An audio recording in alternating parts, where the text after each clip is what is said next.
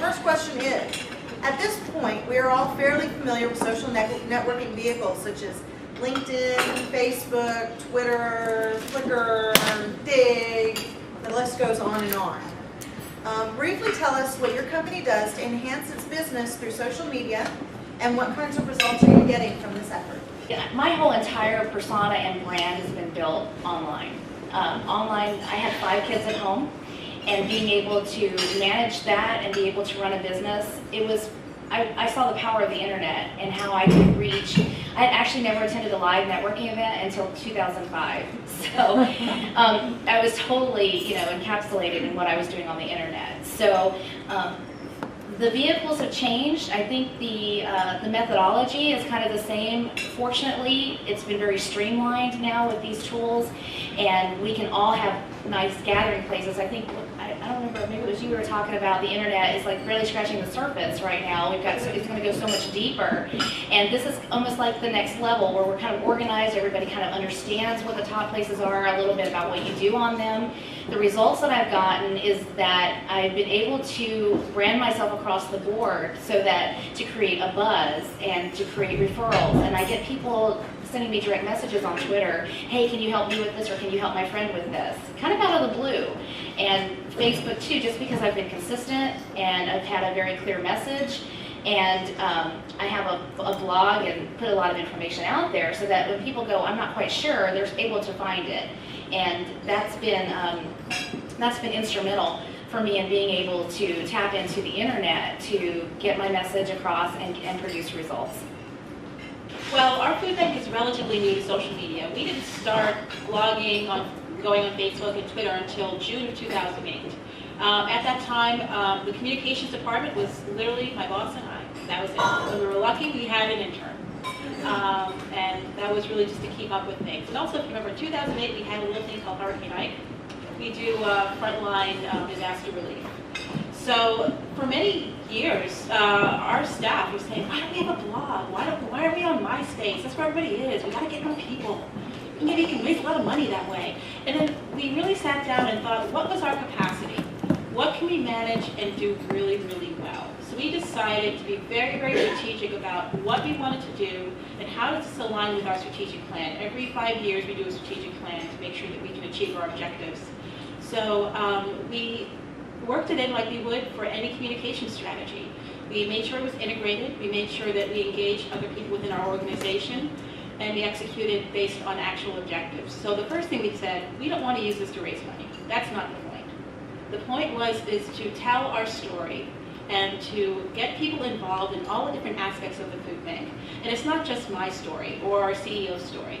It's everybody's story that touches the food bank and how they interact with the different pieces that make the food bank work.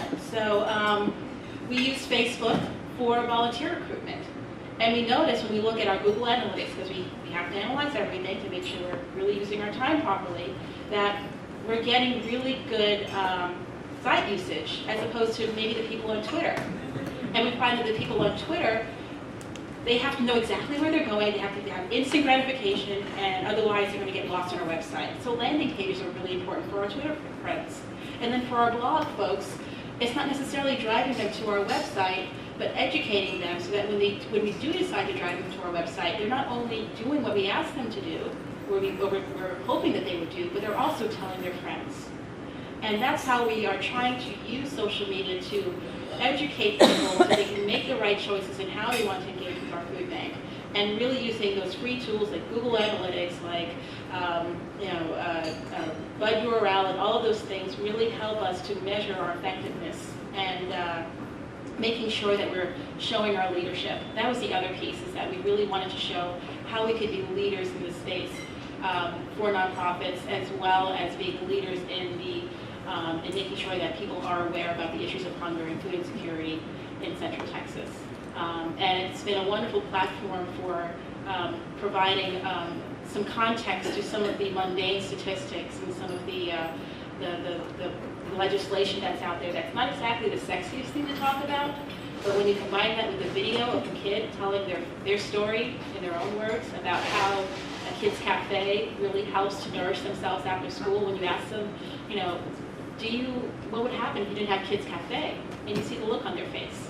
And then you relate that to a piece of legislation. That has power, much more so than just our simple website where people can easily get lost.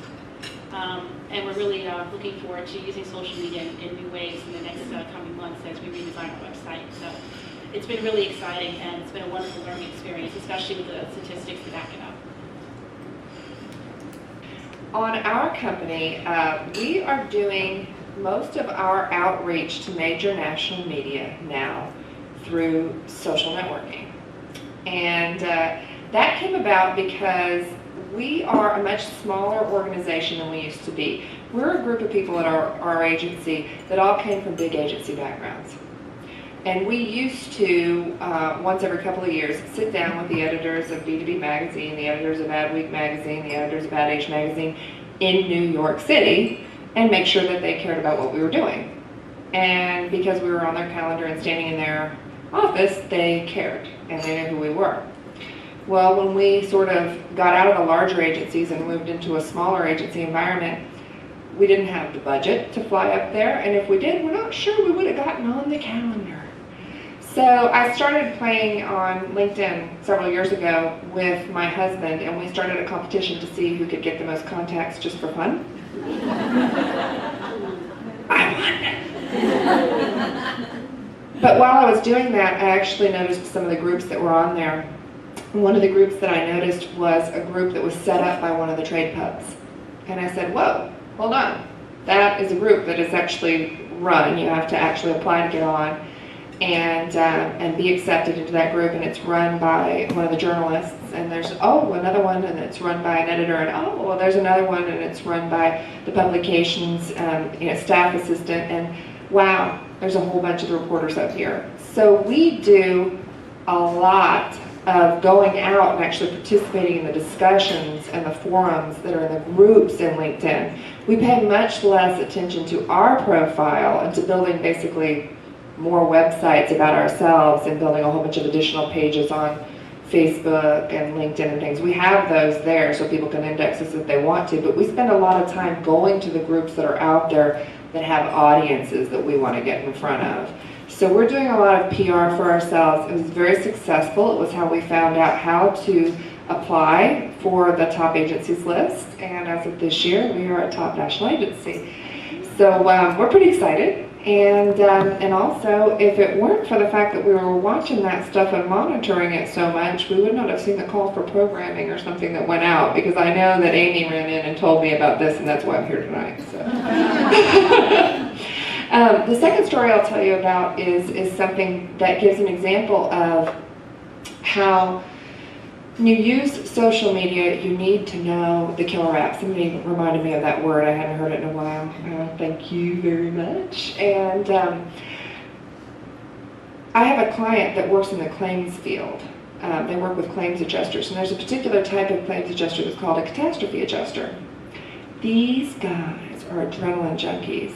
They watch the weather to see if there is a hailstorm or a tornado or a hurricane. Anything that is going to wreck a business or a house gets them pumped up, and they get edgy and they get tapping, and they're just ready to go. They just want to know where there is going to be damage, because they want to get the contract to estimate how much damage there is, because they make like $5,000 every claim when it's a large claim on like a business. So they are constantly watching. Well, we've got them now on Twitter. There's a channel of cat adjusters now, and they're receiving their information from a trade resource that a staffing service that's our client has produced for them. And we're able to now tweet the contracts that become available. We're able to tweet the locations where they need more help, and we're able to put our client, which is a staffing service, right in the middle of connecting the employers and the human resources. And so you've just got to really know the habits of your target base. And I think that's the key. And I think segmenting your target and really finding a target, a group within your target that has some personality. You know, not the blended average of your whole target, but some groups within your target that have some real personality, some real habits that you can see. I really think that's what social media is good for.